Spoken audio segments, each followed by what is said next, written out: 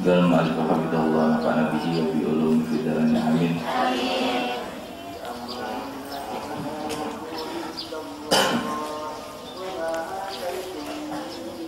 Al-khawf wa raja. Al-khawf huwa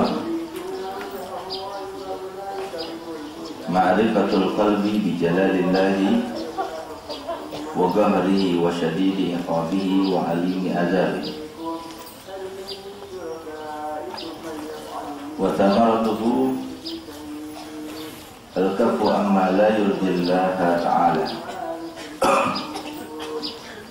fa huwa zajirun yajrul insana 'anil ma'asi wal mukhalafat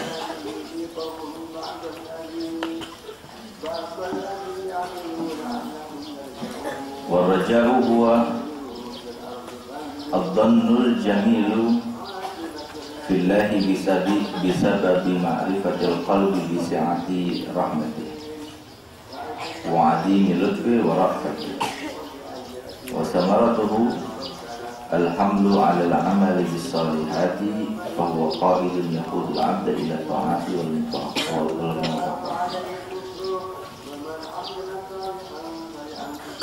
Kita akan bahas tentang dua maqam, yaitu maqamul khauf dan raja. Maqamul khauf dan raja merupakan dua maqam yang selalu setiap saat dibutuhkan dan diperlukan oleh seorang hamba setiap saat secara berdampingan, tidak bisa dipisahkan antara satu dengan yang lainnya. Harus ada maqamul khauf, harus ada maqamul raja. Apa itu maqamul khauf dan maqamul raja? Al-khauf di sini adalah ma'rifatul qalbi, pengetahuan hati, bijalalillahi, dengan keagungan keperkasaan Allah SWT, wa syadidi iqabih wa alimi azabih, dan dengan siksanya yang sangat menyakitkan.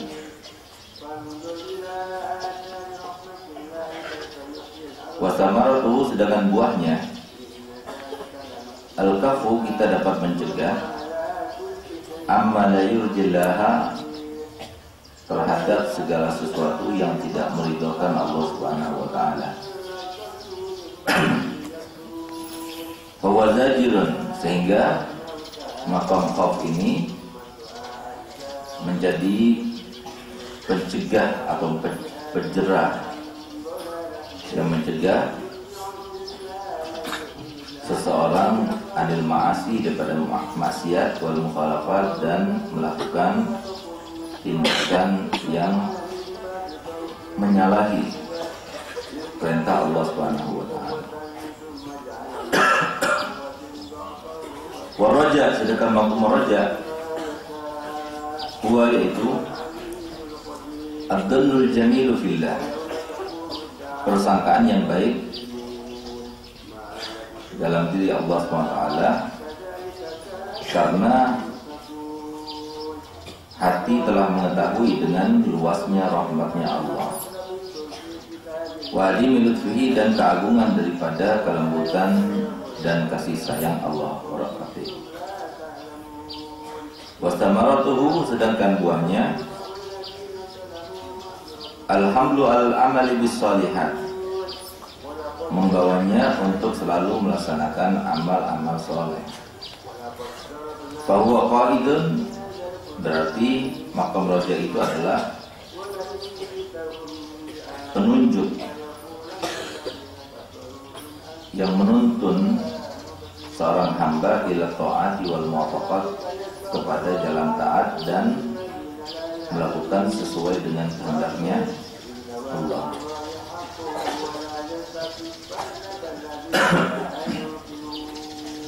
Jadi maqamul khauf dan raja itu adalah dua maqam yang saling berdampingan, tidak terpisahkan. Maqamul khauf sangat diperlukan bagi mereka-mereka yang suka bermaksiat. Maqamul raja sangat diperlukan bagi mereka-mereka yang sudah biasa melaksanakan taat atau mereka yang putus asa. Jadi dua makam itu memang sengaja Allah Ta'ala berikan kepada hamba-hambanya melalui ayat-ayat Al-Quran maupun daripada hadis Nabi SAW yang sebagiannya nanti akan dibahas, sehingga seorang manusia itu selalu dalam khauf dan raja. Kalau cuma maqamul khauf saja yang kita bawa, yang kita ketahui, tidak ada rojanya, maka akan menyebabkan kita putus asa.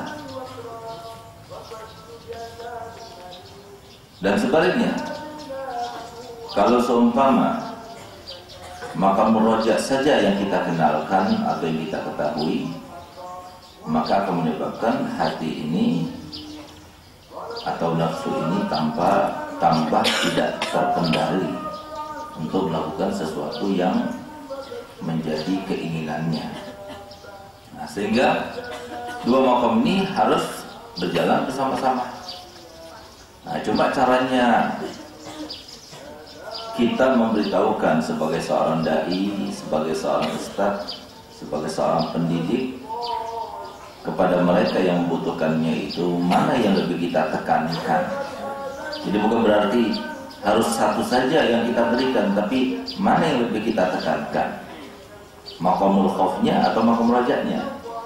Kita lihat sasarannya. Kalau sasarannya itu termasuk mereka-mereka yang suka bermaksiat seperti kebanyakan orang-orang sekarang ini, lebih baik kita tekankan maqam khaufnya. Tapi kalau sasaran kita adalah ahli ta'at yang memang biasa dia itu melaksanakan kebaikan demi kebaikan seperti kalian, maka lebih kita tekankan maqam rojahnya. Jadi misalnya ketika kita itu berdakwah di depan orang awam, kebanyakan sekarang ini, maka kita harus takuti mereka bahwasanya kalau tidak sholat begini, kalau tidak jaga hati begini, yang terjadi seperti ini dan sebagainya. Kenapa? Mereka masih awam dan mereka harus dijejeli dengan yang semacam ini supaya mereka tidak terus-menerus berbuat maksiat. Nah, tapi kalau orang seperti kalian enggak. Kalian tidak perlu ditakuti karena kalian sudah takut di sini. Buktinya kalian mau berada di dalam pesantren. Buktinya kamu mau datang ke majelis ini. Jadi kamu adalah termasuk ahli ta'at. Nah, jadi pesankan semangat supaya mereka tambah semangat. Nah, jadi pengaruhnya maqamul khauf dan roja itu berbeda. Tapi setiap orang harus seimbang dalam dua maqam ini. Tapi kalau seumpama di dalam penyuluhan, pemaparan dari segi pendidikan, yang mana yang lebih utamakan, kita lihat sasarannya. Adapun untuk diri kita sendiri, maqamul khauf dan roja itu harus seimbang. Kalau kita tinggal ke maqamul khauf, berbahaya. Kalau kita tinggal ke maqamul roja, juga berbahaya. Jadi untuk diri kita, dua maqam ini harus saling bersanding. Tapi kalau ada orang lain, ketika kita menyampaikannya kepada mereka, maka tidak harus bersanding, tapi justru kita lihat bagaimana keadaan daripada sasaran dakwah kita. Nah, jadi seperti apa maqamul khauf itu, dan untuk menyuluhkannya itu seperti apa? Nah, jadi seperti kalau kita itu menyampaikan kepada mereka tentang ayat-ayat dan hadis-hadis ancaman, dengan kita menyebutkan kepada mereka ancamannya Allah dalam Al-Quran bagi ahli maksiat, dengan menyebutkan tentang ancaman-ancamannya Nabi dalam hadisnya terhadap mereka yang ahli maksiat. Nah, itu dibawa cerita tentang neraka, dibawa cerita tentang mereka-mereka sudah diazab, dibawakan cerita tentang mereka-mereka yang sudah pernah merasakannya, baik yang ada di dalam Al-Quran seperti Fir'aun, Haman, dan lain sebagainya, ataupun itu jadi zaman sekarang ini, sehingga mereka jadi takut. Iya kan, takut gitu. Ceritakan kepada mereka hati-hati, yang namanya su'don itu berbahaya. Bahkan yang namanya su'don itu apalagi pada aulia itu akan menyerang diri sendiri. Hati-hati, orang wali itu macam-macam, ada wali majdzub. Jangan sampai kita itu menentang mereka, bahkan mengingkarinya dengan hati pun hati-hati, karena itu bisa. Itu makamul khauf namanya. Ceritakan misalnya ada satu orang yang melecehkan Al-Habib Ahmad Al-Haddad sebagai seorang majdzub, di mana dia itu mujarrab sekali, kalau datang kepadanya minta anak atau minta jodoh, pulang darinya dapat. Sehingga Pak, ada satu orang yang datang kepadanya, maksudnya bukan benar-benar mau minta jodoh atau mau minta anak, tapi maksud kedatangannya itu adalah untuk menghinakannya. Dengan mengatakan, biasanya kan kalau seumpama ada satu orang datang nggak punya anak, lama sudah, maka dia datang mau minta berapa? Biasanya seperti itu. Nanti sesuai dengan permintaannya, dia akan menghasilkan dan mendapatkan anugerah dari Allah Ta'ala berupa anak sesuai dengan yang disebutkan itu. Nah, sehingga Pak, begitu orang itu datang kepada Habib Ahmad Al-Haddad, yang mana beliau itu juga sebenarnya bukan asli Hadramut, karena kelahiran kota Bangil. Kemudian dia dibawa oleh orang tuanya ke Hadramut dan tinggal di Mukallah sampai meninggal di Mukallah, di Hadramut sana. Akhirnya orang itu ketika datang kepadanya, dia mengatakan, aku minta anak. Lalu sebelum Habib Ahmad bin Umar, Habib Ahmad Al-Haddad ini menyebutkan berapa yang mau minta, dia dulu yang mulai gitu, berapa yang mau minta gitu. Maksudnya menghinakan dan merendahkannya. Akhirnya apa? Dia katakan, untukmu separuh anak, untukmu separuh anak. Apakah kamu anggap bahwasanya aku ini hanya berkata dan tidak ada artinya serta maknanya? Demi Allah, setiap aku bertanya kepada mereka, berapa yang kau inginkan, aku telah mengambil anak-anak yang telah dilimpahkan oleh Allah Ta'ala kepada Syekh Abu Bakar Salim Datuk. Beneran. Akhirnya Pak, begitu istrinya hamil, lahir anaknya separuh, kepalanya separuh, matanya satu, kakinya satu, tangannya satu, jadi separuh. Nah, kayak gini kasih tahu kepada mereka, hati-hati, jangan ditentang. Kenapa? Mereka para aulia yang disebutkan oleh Allah Ta'ala dalam hadis qudsinya, man adali waliyan faqad azintuhu bil harb. Dan siapa yang mengganggu waliku, maka berarti aku telah izinkan peperangan antara dia denganku. Siapa yang bisa memerangi Allah? Siapa yang sanggup untuk memerangi Allah? Nah, ini ada. Karena yang punya dunia ini adalah Allah. Dan Allah hanya tinggal berkehendak saja. Idza aradallahu syai'an ayyaqula lahu kun fayakun. Nah, jadi jangan apalagi sampai yang berkaitan dengan Nabi Muhammad Sallallahu Alaihi Wasallam. Seperti mereka-mereka yang sudah berlalu ceritanya. Ada seorang artis yang kemudian melecehkan Al-Quran dengan mencoret-coret di dalamnya dengan darah haidnya. Akhirnya apa yang terjadi?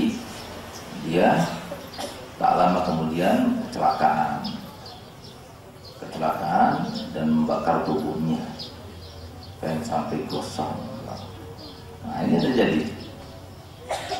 Ada lagi di antara mereka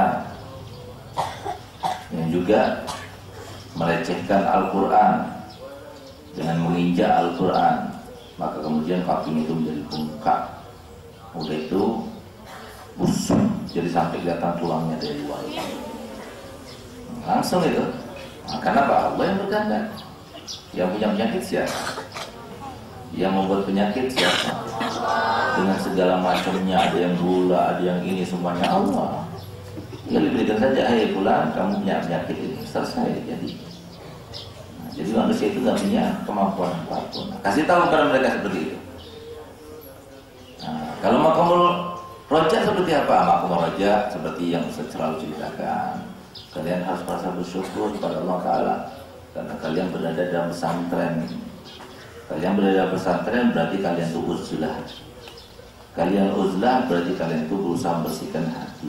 Berusaha bersih hati, nanti kalian akan bermimpi Nabi Muhammad SAW. Kalau orang bermimpi Nabi SAW, maka seakan-akan dia itu telah menghatamkan Quran sebanyak 12 kali hataman. Kemudian dosanya diampuni semuanya. Kemudian kelak insya Allah akan mendapatkan syafaatnya. Nah, seperti fulan. Itu makamul rojak itu namanya. Nah, sehingga bagi merasa tambah semangat. Nggak perlu dikasih makamul khauf untuk anak-anak pesantren. Nah, oleh karenanya yang terjadi sekarang ini sudah kebalikannya, nggak sesuai dengan apa yang disampaikan dan diajarkan Nabi Muhammad SAW. Makom khutbah itu adalah makomnya Nabi. Makom dakwah itu adalah makomnya Nabi, pekerjaannya Nabi. Kok bisa-bisanya mereka itu mengotori mimbar-mimbarnya dengan lawakan-lawakan yang sangat-sangat tidak pantas untuk disebutkan. Jadi supaya laku dakwahnya, supaya diundang lagi, supaya tebal amplopnya, maka setiap dia itu dakwah bikin ketawa, bikin gerr dan sebagainya. Kalau sudah bisa bikin ketawa, hebat itu. Sekarang kan seperti itu.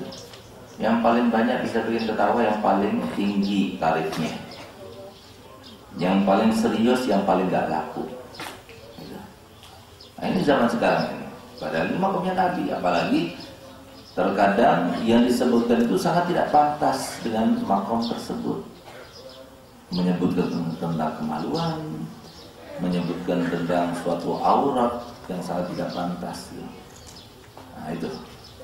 Padahal Nabi kita Muhammad SAW bersabda dalam hadisnya, la an yatakallama rajulu bikalimatin liyudhika biha jalisahu yahwi biha finnari sab'ina kharifa. Yang artinya, masih saja seseorang itu berbicara dengan ucapan-ucapan yang maksudnya dengan ucapan itu ingin membuat teman-temannya itu tertawa. Sebab itu dia akan berada dalam neraka selama 70 tahun. 70 tahun doang. 70 tahun bukan 70 tahun di dunia, 70 tahun akhirat. Yang dikatakan oleh Rasulullah, satu harinya itu seperti 1000 tahun di dunia. Kalikan 360 kali 700 kali 70 berapa itu? Ya. Apalagi dalam Al-Quran. Dalam Al-Quran disebutkan satu hari ka'amsina alfasana, seperti 50.000 tahun. Kalikan 360 kali 70 berapa? Nah, jadi yang semacam ini berbahaya ya. Nah, tapi memang seperti itu sudah, kalau nggak kayak begitu nggak laku. Oh itu Ustaz serius itu kok pidato bikin ngantuk. Nah, jadi kalau serius bikin ngantuk, ya kalau mau lawakan ya buat apa kita mau hadir ke majlis taklim kayak begitu? Lebih baik lihat tukul itu di TV itu. Setiap malam ada. Ngapain kita masih mau pergi-pergi ke sana majlis taklim? Sampai kadang malam jam 12 baru selesai. Nah, oleh karena itu kalian jangan sampai menjadi seperti mereka. Jadi kalian harus melihat sasarannya itu siapa. Kalau itu orang baik, biasa ahli taat, maka Berikan maqam raja. Kasih tahu bahwa kepada mereka bahwasanya kita ini tinggal nunggu waktu. Kalau sudah datang waktunya, kita akan berkumpul dengan Nabi Muhammad SAW. Kalau sudah berkumpul dengan Nabi Muhammad, dipastikan di akhirat pun juga akan berkumpul dengan Nabi Muhammad SAW. Nanti kalau sudah berkumpul dengan Nabi Muhammad, nikmat bu. Nah, gitu. Kita ini di sana nggak ada lagi yang namanya sengsara. Setiap hari mata kalau nggak dibersihkan kepek. Setiap hari wajah kalau nggak di permak maka kurang seger katanya, nggak halus. Sebetulnya bukan kurang seger, nggak halus, tapi kurang putih. Gitu. Tujuan utamanya seperti itu ya. Iya apa tidak? Nah, jangan mau jadi betul-betul Ustaz, saya kan laki-laki. Jadi kalau kalian mengatakan enggak cocok, enggak saat membuat seperti itu, enggak apa-apa bilang gitu. Kita kan hidup demokrasi. Dan sekarang sudah zamannya reformasi, ya kan? Nah, tapi memang demikian. Di sana nggak perlu lagi. Kamu nggak mandi, jangan pun sehari, setengah hari aja sudah baunya luar biasa. Sana nggak perlu mandi. Kalau kamu mandi, pasti deh.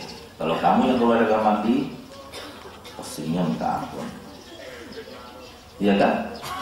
Nah, ngakui kan tuh. Nanti di surga nggak ada, kemaluannya ada tapi nggak keluar yang gitu-gituan. Yang namanya pantatnya ada tapi nggak pernah keluar kentut, nggak pernah keluar kotoran. Yang namanya perutnya ramping seperti anjing gitu perutnya, ramping, nggak ada berlipat-lipat itu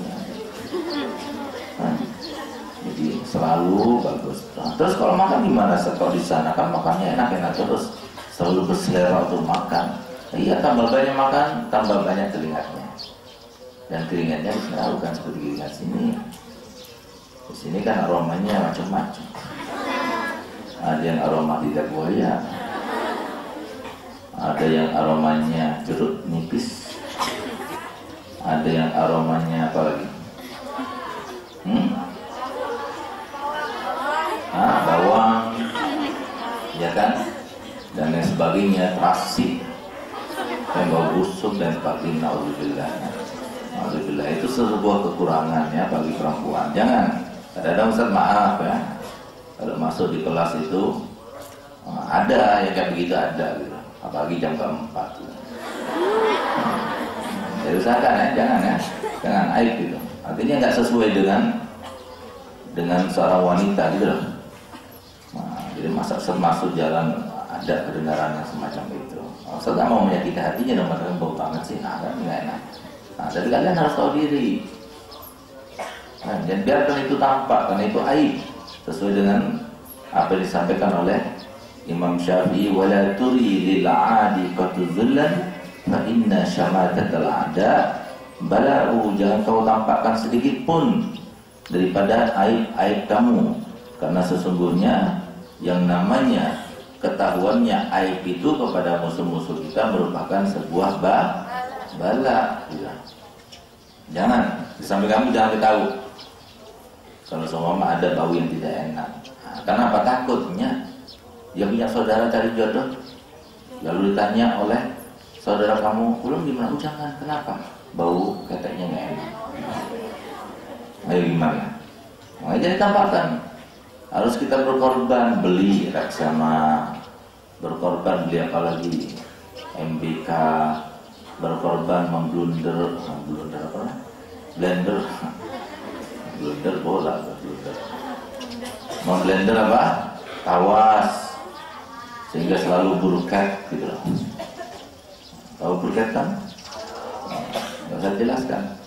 Nah, jadi macam-macam itu. Kenapa? Selama kita masih di dunia, tapi nanti di akhir enggak.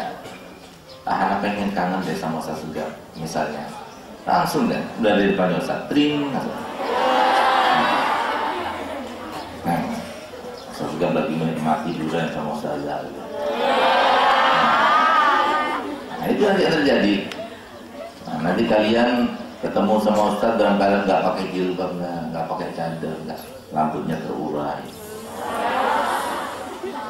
Walaupun gini-giniin langsung kembali lagi. Kalau kita kan kalau sekarang gini-giniin swear. Nah, itu semua nggak terjadi. Loh, kenapa nggak berjilbab? Iya, karena pada waktu itu semuanya seleranya masing-masing.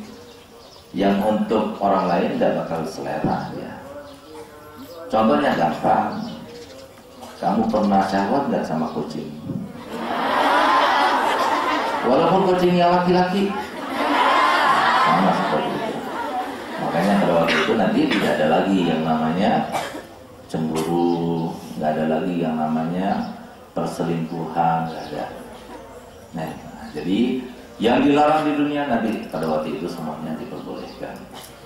Ustaz, izinkan saya, kenapa? Mau nyanyi, silahkan. Nah, sekarang jangan. Kalau sekarang cukup Ustaz saja yang nyanyi buat Ustaz. Nah, kalau di rumah mau nyanyi, mau joget, mau apa nggak apa-apa. Ya. Kalau di luar nyanyi jangan, itu termasuk siarnya orang-orang yang tidak baik. Tapi kalau di kamar mungkin mau nyanyi, mau diskuan, mau apa, boleh aja.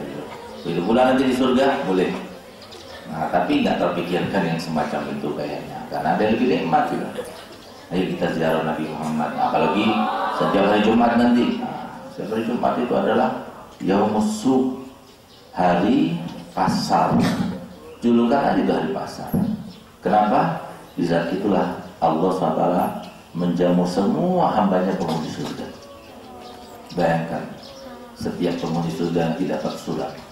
Suratnya indah, terbuat dari sutra dengan warna yang indah. Di situ tertuliskan minal hayyil ladzi la yamut ilal hayyil ladzi la yamut. Dari zat yang tidak akan mati selama-lamanya kepada zat yang juga tidak akan mati selama-lamanya. Yang pertama dari Allah, yang kedua adalah hambanya penghuni surga. Allahumma ja'alna. Senang si penghuni surga itu ciumnya. Dibuka, ternyata isinya adalah ya abdi inni mustaqun ilaik fazurni. Wahai hambaku, aku sangat rindu kepadamu, kunjungilah aku. Akhirnya mereka siap-siap semua. Masalahnya perempuannya tidak ikut.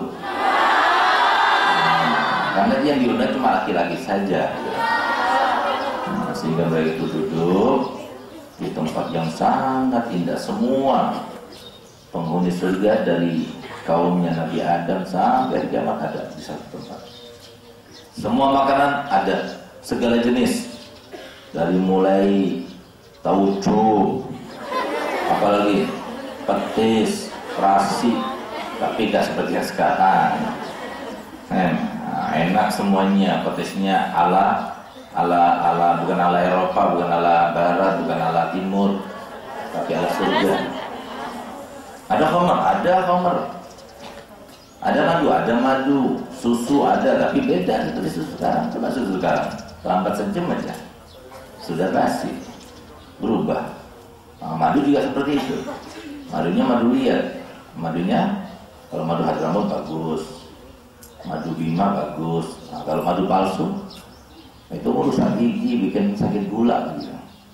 Nah, itu masalah nggak ada, itu semuanya madunya enak, itu diminum seger terasa, udah itu bikin kuat badan dan sebagainya. Semuanya ada. Makan, silakan makan. Itu turun air hujan rintik-rintik. Tapi bukan air yang diturunkan, tapi minyak wangi. Nah, sehingga Pak, dengan turunnya air hujan tersebut, maka mereka lebih perkasa, lebih hebat, lebih gagah, lebih ganteng, lebih putih, lebih semuanya. Buktinya, begitu mereka itu pulang ke rumah masing-masing, maka istrinya mengatakan, "Wahai suamiku, engkau lebih tampan lagi, engkau lebih gagah lagi, engkau lebih perkasa lagi, engkau lebih hebat." Nah, itu berkat turunnya air hujan yang Allah turunkan itu. Kemudian setelah itu Allah Ta'ala menampakkan dirinya. Ketika Allah menampakkan dirinya, maka semuanya berseru subhanallah. Tidak pernah kami merasakan kenikmatan dan surga ini kecuali semua kenikmatan itu dibawa kenikmatan dan semua dibawa kelezatan melihat wajah Allah yang mulia. jadi masalahnya di sini perempuan nggak ikut di situ. Nah, mungkin ngelihatnya dari surga. Nah, karena kan Allah Ta'ala, Nabi Rasulullah bersabda bahwasanya nanti kalian itu akan melihat kepada keagungan wajahnya Allah SWT seperti kalian itu melihat kepada bulan purnama. Ada yang desak-desakan ketika melihat bulan purnama? Dari manapun, dari tempatnya, berada, apakah itu di atas gunung, apa di dalam hutan, kalau mau lihat bulan purnama nggak apa, tinggal lihat aja. Mungkin seperti itu. Kalian semua melihat Allah Ta'ala seperti itu. Tapi ada yang mengatakan bahwasanya perempuan tidak bisa melihat Allah. Gitu. Tapi yang bisa melihat hanyalah laki-laki. Nah, tapi kita ikut yang bisa saja ya. Jadi biar bisa melihat sama-sama. Gitu. Karena Allah Ta'ala itu Maha Pemurah, Maha Mulia, Maha Bijaksana. Kita minta kepada Allah Ta'ala semoga apa yang disampaikan tadi benar-benar untuk kita. Semoga apa yang disampaikan oleh Nabi Rasulullah daripada maqamur raja benar-benar disematkan kepada kita semuanya dan kepada seluruh keluarga kita, seluruh keturunan kita dan seluruh kaum muslimin semuanya. Semoga mereka semuanya meninggal dalam keadaan husnul khatimah. Semoga mereka semuanya diakui sebagai umatnya Nabi Muhammad SAW. Semoga seluruh dosa mereka diampunkan oleh Allah Ta'ala. Semoga seluruh dosa mereka digantikan dengan hasanatnya. Ala hadiniya wa binyatin salihah wa lamana wa salih al-fatihah.